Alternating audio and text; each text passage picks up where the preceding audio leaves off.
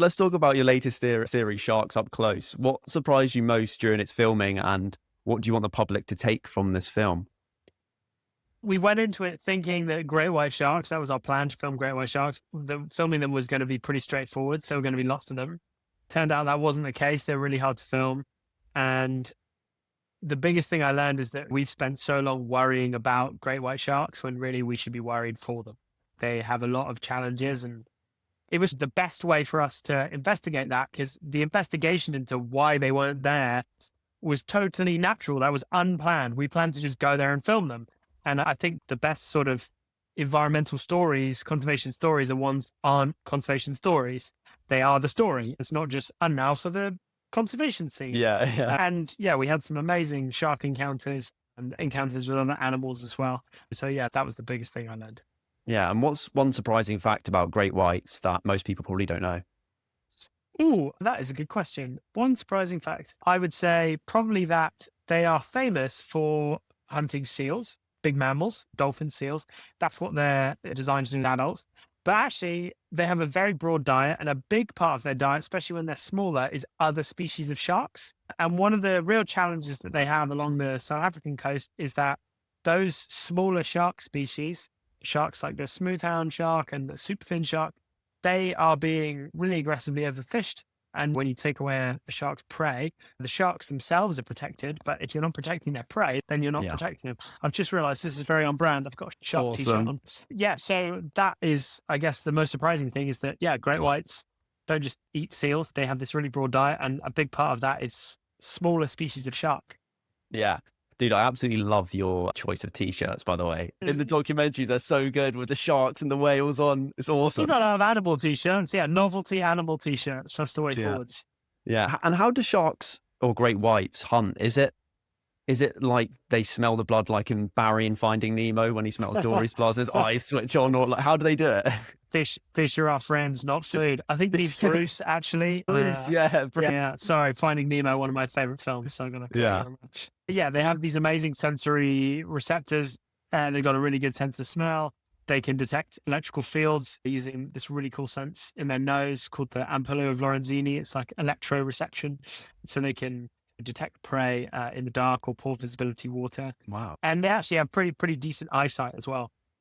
So a lot of their hunting is also visual. They will typically ambush stuff from underneath, but they can also smash stuff from the side. Yeah, they're these amazing ambush hunters. I think what's also surprising is for a lot of people is that, yeah, they're actually very calculated. They have this reputation for being these sort of mindless killers, but that's not true. They can't afford to get injured. And so they're actually quite tentative about their hunting. But once they decide they're going for something, they come in really hard and fast, because it's all about trying to immobilize your prey. If you're hunting a seal, it's got a dangerous bite. You want to make sure you take it out. And that's really the problem when humans are attacked by great whites. It's a case of mistaken identity, but they come in so hard and fast because they don't want to be bitten back.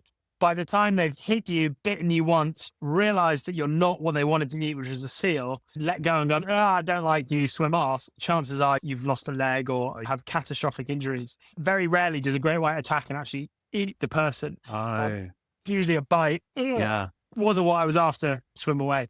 So Wow. then the key thing, and when we go into this in the documentary, is if you want to reduce human-shark conflict, key is not trying to change the behavior of sharks. Key is change the behavior of people.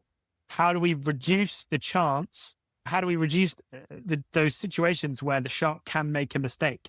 So when light levels are low, dawn and dusk, poor visibility, those kinds of things keep people out of the water during those times. Yeah, and those shark spotters were awesome. Yeah, On great, on aren't the they? cliff with the flag spotting the sharks. It's so cool. And I guess it's one of the best ways to mitigate it on a coastline like that, like a massive coastline like it was in Totally. South And I Africa. love that they so many times around the world, when you see human wildlife conflict, shark attack or elephant trample someone, the knee-jerk reaction is just kill the animal, or even just kill that species. They don't even care, just Yeah. indiscriminate killing. And that's why this story that we covered in Sharks Up Close is so cool, because the community responded in a positive way. They were like, sharks are important for a healthy ecosystem. We're in their world. We also want to share the ocean. So how do we don't want people to get eaten. So how do we create a system whereby we look after the sharks and we look after the people? And those shark spotters up on the cliffs, alerting people to a great white's presence, get people out of the water while the shark's in the area, and then let them back in when it's gone. It's awesome. Yeah. Yeah. And even those bronze sharks were just swimming under the surface. The surface had no idea. And you go, this is probably like 80 or 99% of the human shark encounters. It's just both far people. more than 99%. You think between 5 and 10 people are killed by sharks each year. There are Black swan of brand. millions and millions of encounters between humans and sharks every single year. And those are almost all, very good. And amazingly, the human often has absolutely no idea the shark is there. Yeah, it's really cool. And will we see a part 2 where you finally get in the water with a big great white? That's one of the benefits of not being able to do that is we get to try again. So yes, that would be cool. But actually, so Sharks Up Close is a one-off special, and that's how we're releasing all the animals up close going forwards. Rather than dropping a whole season, we're going to do them one at a time. So yeah, we've got a couple new ones coming soon. We've got dolphins and cheetahs next, nice, which are bangers. And then a bunch more after that we're still filming now. Nice, looking forward to it. And oh man, every time you get in the water with the whales, like I start tearing up. Like the fin whale one in the previous series was unreal. I want you to look. Are you going to do a whales up close? Do you think that would be cool? Whales will feature again this season. I won't give away any more. Awesome. Looking forward to it. And you also did the Secret Life of Penguins this year, which took you to some wild places. What's a moment from behind the scenes that pushed you outside your comfort zone and also changed the way you see these birds? Yeah, in the first episode that we did all about emperor penguins in Antarctica, a big part of that story was we wanted to show how penguins cope with storms. And as part of that, you need to go in the storm yourself. And we had this big storm come through, which the start of it is featured in the episode when the visibility goes to almost zero.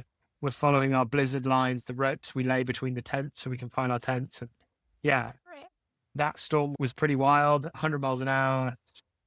Our tents ripped, filled up with snow. We ended up having to abandon our camp and go and take shelter in these 2 abandoned shipping containers. And we spent 6 days in those containers waiting for the storm to pass. And that whole time I was cold and bored.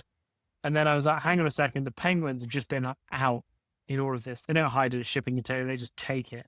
Such amazing animals, so tough.